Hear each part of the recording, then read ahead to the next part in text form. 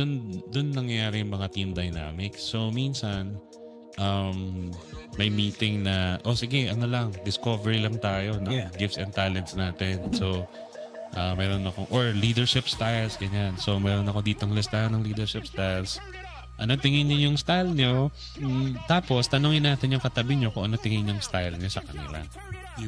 So, in a sense, so, sige, ako feeling ko, ang style ko, shepherding. Yan, di ba? Tapos, ako feeling ko, ang style mo, budugo, gano'n.